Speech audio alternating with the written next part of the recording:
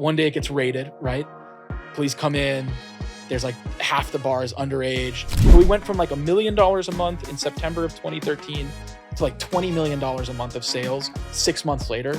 And our sales dropped 60, 70% overnight.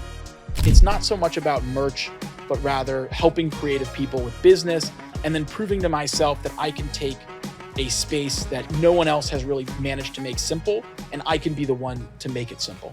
Walker, welcome to Inflection. Thanks for coming. Good to be here. Thank you, Frank. So you're the co-founder of Teespring, co-founder of Fourthwall, and we've known each other for a long time because we're both in the t-shirt space in different ways. Yep. I wanted to find out some of your history. How did you get into entrepreneurship in general? So I think even from a pretty early age, I was fascinated with business and building things. I think like the first expression of that was, even like, I don't know how old I was, maybe around 10, I started trying to build things. I think I tried to build a plane, things that were completely out of reason, but my parents kind of just let me run. Both my parents are architects. They either worked for themselves or were part of very small businesses. So it was very entrepreneurial. And then it developed where I got into video games like most people, computer games specifically. We were never allowed to have a TV. We never had a Nintendo or anything like that, but they gave us a computer and got very quickly addicted. Yeah. And then from computer games, I got into graphic design, and that became sort of a freelance outlet, a way to make money. And then that developed into sort of a passion for coding, which eventually turned into startups, and it grew from there. Yeah. So what were some of the startups that you worked on initially? There were so many. I think the first money-making things I did were freelance graphic design mostly, and a little bit of freelance coding. But first it was just doing some web graphics for people and design projects. Then it was building full websites, so doing the coding side of it. And then the first real thing I tried to do in high school, I was building a video game or coding a video game. Again, I don't think it ever would have actually become anything, but at the time, it was my obsession until I left and went to college. Awesome. And then in college is where you started Teespring. How do you end up meeting your co-founder, Evan? So I met Evan. We had gotten into a local startup program in Rhode Island. I went to Brown in Providence, and we had gotten into this program. It was called Teespring. It was kind of like a very small version of Y Combinator, local to the Rhode Island area. And I didn't program, and neither did my partner at the time, who was working on this project, which was basically a website to help college students find jobs, part-time jobs, freelance gigs, babysitting, etc. And we were looking for a programmer. A couple of friends dropped out. And all of a sudden, a friend said, "Hey, I know this guy named Evan. He's smart. You should check him out." We went, we got a smoothie. And then right there, literally first meeting, I think 15 minutes in, he said, "Yeah, it sounds fun. I'll do that for the summer." And became a friend from there. And when that student job website didn't become anything, we rolled it right into Teespring, literally right after we graduated. Neither of us took jobs, and we knew we were going to work on something. It just became Teespring. Right. And so there was a genesis moment where Teespring was started, and we wanted to tell this story as a story of t-shirts. So the t-shirts that you made at different phases kind of tell the story and are the inflection points. So the first one we're going to show you, put up on the screen here, is Free Fish Co. Yep. What was Fish Co. and why did it matter that you made this t-shirt? So first, I was working on the student job website, and it was going okay, right? We were in this startup program. I think we had a few users. We had a couple companies paying us to post jobs, but by no means was it taking off. And I had this thing where I was kind of always looking for ways to make a little bit of money on the side, right? Broke college kid, always sort of looking out for opportunities. And there was a dive bar on campus at Brown that every Wednesday night they would have like college student night. And it was the bar on campus that, was very much ID optional. Like I saw girls get in with Pokemon cards. I think the college team were the bouncers. I feel like every college has that. We had one at Carnegie Mellon too. That was 100%. So, it was obviously everybody's favorite. College football players were bouncers, so you could get right in. And I guess they forgot to pay the right people or something for Rhode Island, but One day it gets raided, right? Police come in. There's like half the bar is underage. They shut it down. And so this happened. And at time, Facebook was, the thing everybody was using. And I saw that every single kid was posting about the bar shutting down and alumni. And it was this huge sort of news moment on campus. And, the entrepreneur in me kicked in and I said, hey, like, how can I make a little money from this? So very quickly, I put together a simple website. And the premise was if I could get 400 people to order this Save the Bar t-shirt, it said free Fishco. The bar was called Fishco. Yeah. Then I would go out, get those t-shirts screen printed and ship them out to people. And I put it up, I think I got it done in like 6 or 7 hours. It kind of looked like GoFundMe, which was the big thing at the time. And I put it out and within 24 hours, I think we sold 1,000 shirts and, I made a couple $1,000, but that was, it was like 3 times what I had in my bank account. But it seems like there's a big difference between, intentionally going in and saying, hey, we're going to start a new company. We're going to go through the accelerator. Like, what can we create that is going to work versus, oh, there's inspiration that is striking and we are just following that inspiration.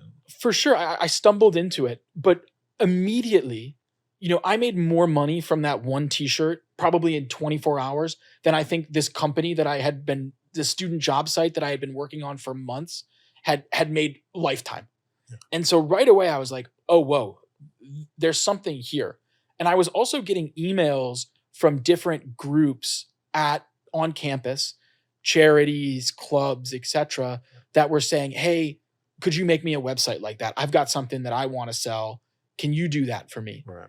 And so right away I knew that there was something there because I had never had a project that made so much money so quickly and was so easy. Right. But, the funny thing about that, and something we don't talk about that much, is I right away had the idea for what became Teespring.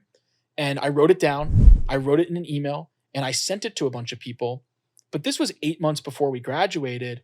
And I was so committed on the student job site, I actually gave it to a couple of friends and said, here's this idea for a business. You run it. But then 8 months later, when the student job site was still struggling and that group of friends hadn't done anything with the idea, I said, you know what? I'm taking it back. Evan and I are going to go after that instead. Right.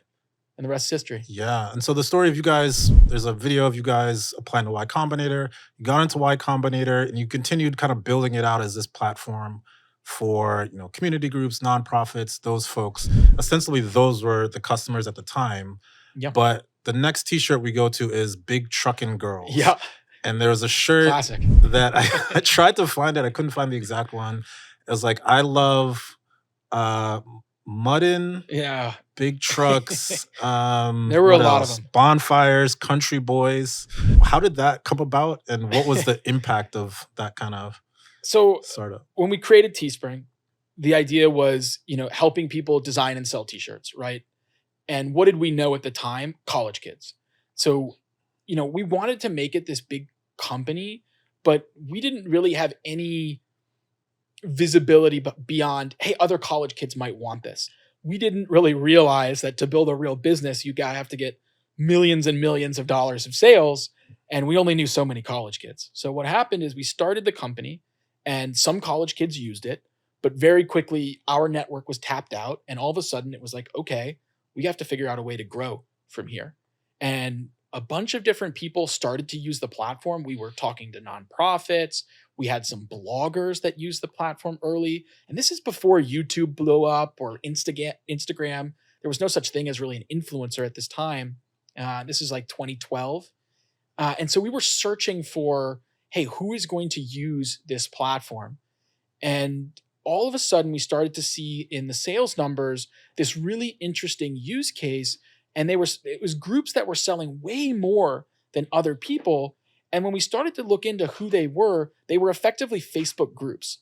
And so that was a Facebook group of people who, it was like country girls and they created a t-shirt for it and it sold so much better. And it opened our eyes to this huge potential of what at the time were all of these different niche Facebook groups that were oftentimes run by people that, saw it as a business opportunity to build a big group and sell ads to that group, sell sponsored posts, etc. But it was a real sort of light bulb moment of oh, here's maybe a way that we can grow from here. Right. And so at that point, when that T-shirt came out, about what were you doing in revenue on like maybe like a daily basis? So we did around $1 million total transactions the first year. And then the second year was we joined Y Combinator. And already there were a few early signs that there were some interesting things happening, but it was still mostly podcasts, bloggers, nonprofits. That was the mix of business. And this is so start of 2013, we joined Y Combinator, and it's still very much a company where people are selling products to a community that they know, right? About middle of the year, this phenomenon of people who were using the platform more as like a moneymaker. They didn't really even know who their customers were. They were using advertising, or they were buying sponsored posts on these Facebook groups, started to get bigger. I think, we did $1 million our first year. So $1 million in 2012, 2013 starts, we're doing like $200,000 a month and 300,000, then 400,000. In September of 2013, we had our first $1 million month. And just to get you a sense of how fast it grew, that was the start of these people using it to make money, right? Kind of like a get rich quick. But they're doing it because they're seeing this arbitrage opportunity with Facebook to say, all right, I'm spending $5 in ads and that's resulting in $6 worth of profit. So let's just like keep rolling it in. Yeah. Or they had a Facebook group that has 300,000 members, and they kind of started the Facebook group because they were looking they said, hey, I can build a really big Facebook group. And then they were wondering how to make money from it. Right. But we went from like $1 million a month in September of 2013 to like $20 million a month of sales 6 months later in March of 2014. Just absolute insanity, because as word started to get out that these people like Big Truckin' Girls, which sold thousands of shirts, right? Somebody made hundreds of thousands of dollars off what is a very simple t-shirt design. They started to tell their friends, and word just started to get out, hey, you can make a lot of money doing this. And it caused this huge amount of people to come in, and it was not a casino, but it was certainly a lot of people who said, maybe this is my chance to build, to start my own company, to make some serious money. And then 2014, the last shirt we're going to do in this series, this shirt, How to Start a Startup. What was the story of this shirt, and what was it for? Yeah, so during Y Combinator, there's a guy named Sam Altman. He was an early founder. I've heard of him. Think I've heard of him? Yeah. At this point, I think everybody has. But at the time, he was a partner at Y Combinator when we joined in 2013. And he had started a company that was pretty successful. He had sold it. And now he was helping other companies, but he had a great reputation. And he was actually the one that recommended that Evan and I apply to Y Combinator. And I think we were actually late. We weren't even thinking about applying. And he said, you know what, just send something basic in and let me see what I can do. And from what I know now, he also championed us in the program. When we went in and did our interview, he was in the room, and, other people were skeptical. And he said, let these guys in, give them a chance. And he really helped us out. And so 2014, that was when the company was exploding in sales, and he invited me to be a part of a YouTube series, which honestly, for me is still one of the highlights of my life, because there were so many other incredible entrepreneurs who were a part of it. To even be anywhere, and I don't feel like I'm anywhere close to the level of the other speakers, but to even be close to that was like such an honor for me. And I think that was probably the point in my entrepreneurship journey where I felt like I can do no wrong. It's like, well, this is easier than expected. Yeah, because everything is like rolling naturally. It didn't seem very forced, and it was like users were coming in and using the platform the ways they saw it. And then you guys were expanding the business in different ways, building a facility and like expanding. Like, what was the vision at that time when you started kind of even doing your own screen printing and building this massive facility and all that? Yeah. So at the time, we screen printed all of our products. These days, there's more, made to order, on demand manufacturing is high quality. But in 2014, it was sort of just a brand new technology, and it was pretty poor, really. It was, the colors were really bad. It washed off the shirts. And so at that time, we really wanted to do screen printing only. The problem is with screen printing, you can find anyone to print 100 shirts, but nobody wants to print 20 or 30. Yeah. And we knew that the lower we put our minimums, the more products that we would sell. So the original idea of the production facility was that we were going to build a screen printing facility that specialized in, these really small runs. What's funny is that that never really happened. We bought all the equipment, spent a ton of money, and tried, but really quickly found out what every other, manufacturer has, which is that it's really hard to make money when you print a very small number of products. And it became a digital printing facility. And that facility, in terms of like your focus and direction, like how did that affect you and your team? Because it seemed like that was like a massive undertaking in order to get this going, and it's time that could be spent on a bunch of different things in the business. How did you balance, being able to like look for this big vision, but also protecting the business that's already there? For sure.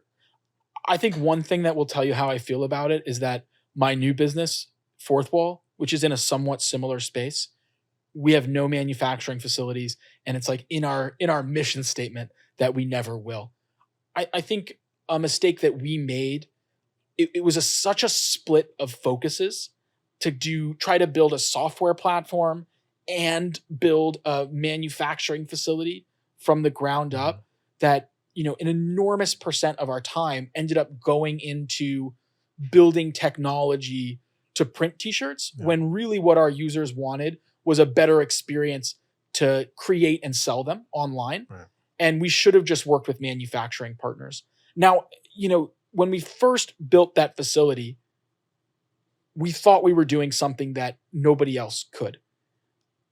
That really small manufacturing runs idea. But once that failed, once we found out we can't do that, we didn't have the self-awareness to say, okay, let's get out of this business and go back to working with partners. We then tried to make it work by turning it into like a digital printing facility, which by the way was a great facility. It had a great team. It ended up being, making us money versus what we would have paid for as partners. But 50% of our engineering time, 50% of my time, maybe a little less, but close to it, went into thinking about how do I run this facility instead of how do I make a better online platform to help people sell things and earn money. And obviously things were going up and to the right and everything was beautiful. You got dashboards of sales and things are going well. What was the point that changed? Yeah, so all the way through 2014 and solidly into 2015, we were in the, the hundreds of millions of dollars of sale, low hundreds of millions of dollars of sales. So 200 million-ish a year. And then, there were little sort of rumblings of trouble. Specifically, an enormous percent of our sales were coming from Facebook ads. Not us running Facebook ads, but our users were designing shirts, and then they were using Facebook ads to target those shirts to specific customers.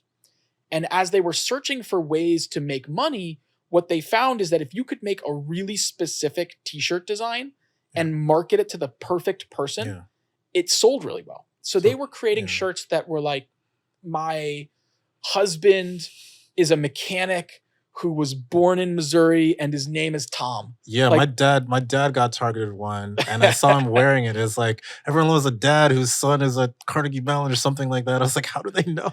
That was probably Teespring. Yeah. And so these advertisers or these Teespring users, they were very entrepreneurial and they were figuring it out. The problem is they were finding ways to basically get Facebook's targeting data. And then they were just like putting it on the shirt, right? Yeah. And it sold well, but it also got a lot of privacy complaints, which you can understand because you would see the shirt that has your son's name and profession on it. And you're going to say, what the hell, how the hell did you get my son's profession and what school I went to and where I was born? What's going on here? But it's like when you're building a platform, you don't have as much control over how your users are going to utilize it and the things that they do in order to get there. Because was there an effort from you guys to court this set of users? We didn't court it, but if I'm being honest, we knew it, right? Yeah. We would see these numbers and, people were putting names and star signs and specific days of birthdays, and it was driving a lot of this growth. So I would be lying if I said I didn't know it was happening, but at the same time, we thought we were safe because it wasn't us running the ads. Surely Facebook wouldn't, punish us, even though we started to know that they were unhappy with how many t-shirt ads there were.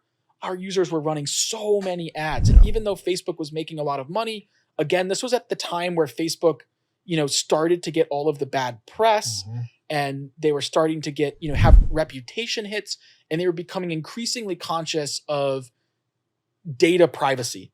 And so I had that feeling that things weren't perfect. But one day I got on a plane, and it was a short flight. I can't remember where I was going. And it was before Wi-Fi. So I take off, everything is good, land, turn on my phone, and it just blows up immediately. Just dozens of missed calls and texts. And right away when I did it, I was like, oh man, like someone died or something really bad has happened. And I flipped on my phone, and Facebook had banned any advertisements to teespring.com. And our sales dropped 60, 70% overnight. And eventually we got the ban removed, but never again did the sales fully recover. They came up a little bit, but it always felt like from there on out, Facebook had, a grasp of our domain and put some penalties on it where people would find that running ads to teespring.com cost more than running them to other domains.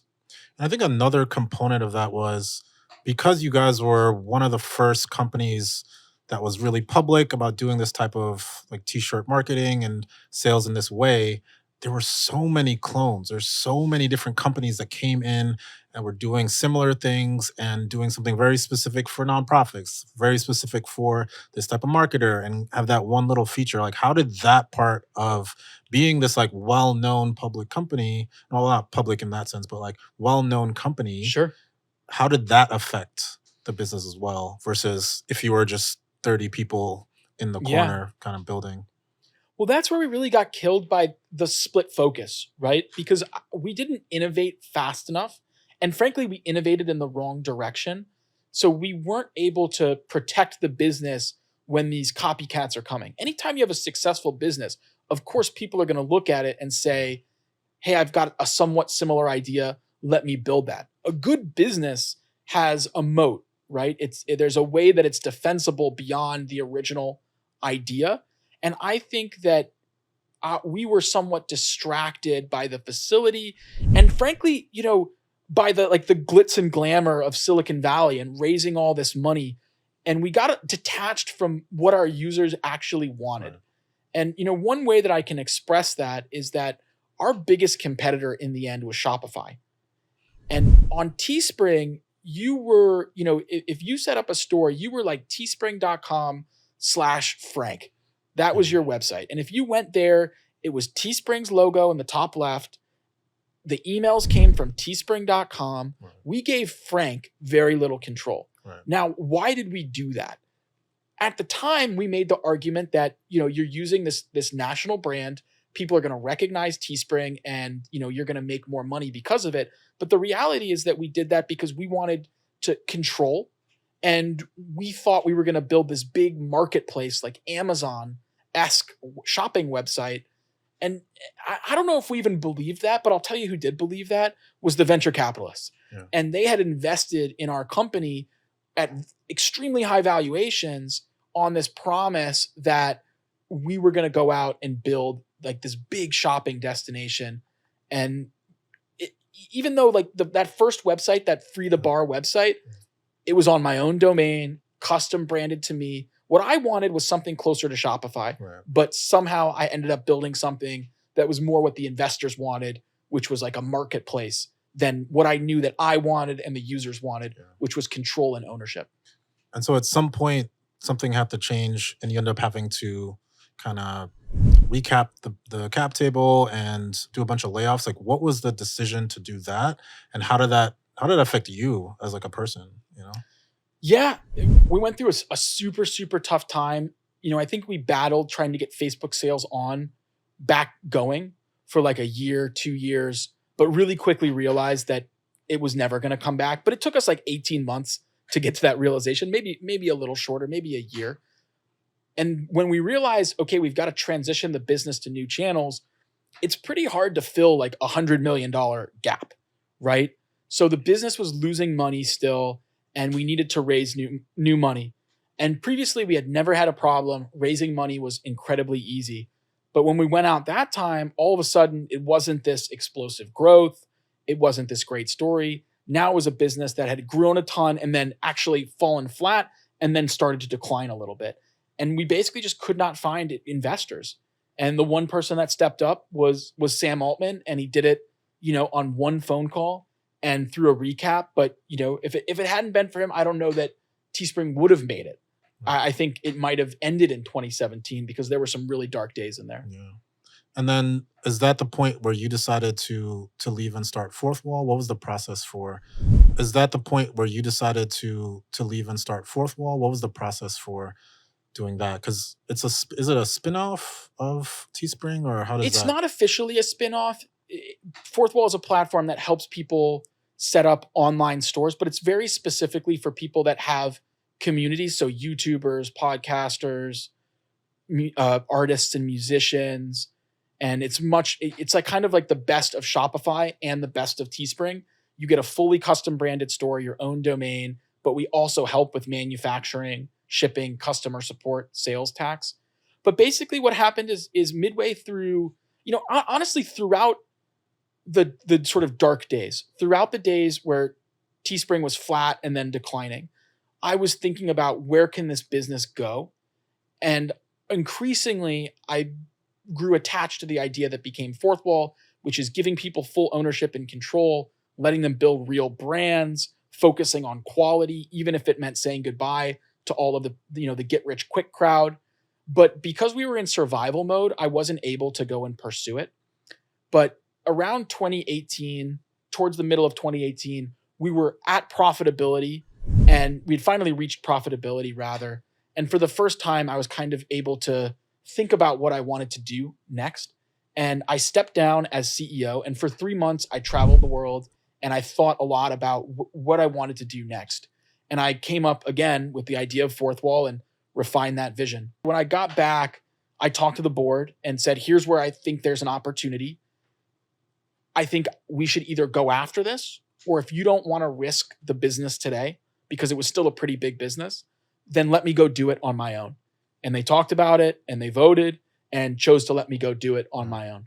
It seems like Sam really believed in you guys. Even obviously on the way up, he did these like long bets talking about you guys, but even on the way down, it seems like he was still kind of supportive of you guys individually and of the business.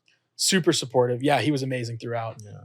So I guess when you left Teespring, like what was did you have like a mourning period where obviously you had this like big vision of like yourself IPOing and having this like massive business, but was that not difficult for you? Was that something you had to deal with, or did going right back into it just kind of not let you have to think about that? I mean, in some ways I just went right back into it, right? So I didn't really have that period. And at the time, again, like, Teespring had further troubles after that moment, but at the time it had reached profitability. It looked like it was in a decent spot. It wasn't in an incredible spot. It wasn't back to being like a superstar company, but it had stabilized. It was still doing well over 100 million a year of sales. So for me, I just rolled right into it. And I don't know if I advise that, because I do think a break can be nice. But for me, I had this vision. I wanted to prove that it was real. And I think I had a drive to go out and prove that I could build something great. And yeah, we'll see if that happens. So we have a question from Evan, which we'll play now. The question I would want to ask Walker is, what problem are you fundamentally passionate about solving? Because obviously there's been something that's like driven him for his whole career through Teespring, through Fourthwall. That's like, there's some core drive. I don't really think it has to do with like a love of like merch, I don't think it's that he like loves t-shirts. I think he does like t-shirts and like physical growth, but I think it's something else. It's like, but it's basically the why merch. You've been doing this for what, like 10 years now? Like it's not just t-shirts. One of the frustrations I've had when I was pitching my company was people said, oh, it's just a t-shirt. Like you're not, curing cancer or anything. Like it's just a t-shirt. Yeah. But it seemed like there's something deeper within that you're seeing that keeps you wanting to do this as somebody who's like passionate about entrepreneurship. You could do a million other startups and raise a bunch of money for it. But why did you want to? I think what Continue. drives me is, first, I think there is an opportunity here. I'm a product guy at heart. I like to take things that are complicated and try to simplify them. And I think there is an opportunity to simplify the process of creating physical products. And then the second thing that I've sort of I didn't start the business in love with the creator space, but I've fallen in love with the creator space and helping people that are out there trying to build things, whether it's a YouTube channel or a blog or whatever it might be. And so it's become a passion over time. And so I think I have this underlying drive to just prove that I can do it, and it's not so much about merch, but rather helping creative people with business and then proving to myself that I can take a space that no one else has really managed to make simple, and I can be the one to make it simple. And what is that future that you envision that is not realized yet? My hope, what I think is happening in the world is that we're going from a space with a very small number of mega brands, because manufacturing is the hardest part about making a brand right now. Manufacturing is kind of the secret sauce. Great supply chain and manufacturing is, what enables a brand. And we're going to go to a world where there's far more, hundreds of thousands, millions of brands centered around people, because everyone has access to world-class manufacturing, and it can be much more creative, much more individual to each person, and also a way where, what you buy and what you wear isn't just something, to express yourself, but it's also a way to support creative people that you love. Yeah. Who's on Fourthwall now? What are the types of users you're getting these days? And what do you need the most help with at Fourthwall?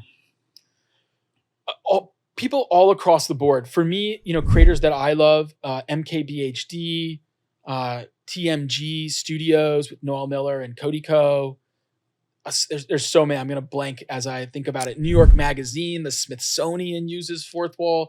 There's so many groups, but I feel such a sense of pride when I see the people using it and what they're building in terms of how unique it is. It's a totally different feeling than Teespring, where I was, somewhat embarrassed of like the big trucking girl shirts. Not that that's not someone's thing. It just was never my thing. You're not a big trucking girl?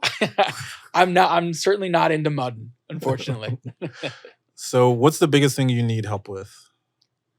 Honestly, right now, it's just building. I think we've got a great foundation, and we need to make sure that we stay focused on the users. We don't get distracted by investors and glitz and glamour of, Silicon Valley, and we just try to build something great and keep it simple. I think, at the end of the day, you're building something that people want, right? That it really comes down to that. All the growth hacks, all of that stuff. It's all just, it's the frosting. The cake of building a company is building something people want and remembering that you're building this for a customer. And that's what we got to do. Awesome. And to close it out, the last shirt, actually, we didn't even plan this. I'm going to put it up on the screen, the Make Something People Love shirt. Yep, exactly. Which was a campaign Alexis Ohanian did. Absolutely. And that's honestly, I think that people overcomplicate it. You build something people want and they need and they love, and you're going to build a business out of it eventually. Beautiful. Great to have you on. Thanks for coming on Reflection. My pleasure. Thank you, Frank. Sweet.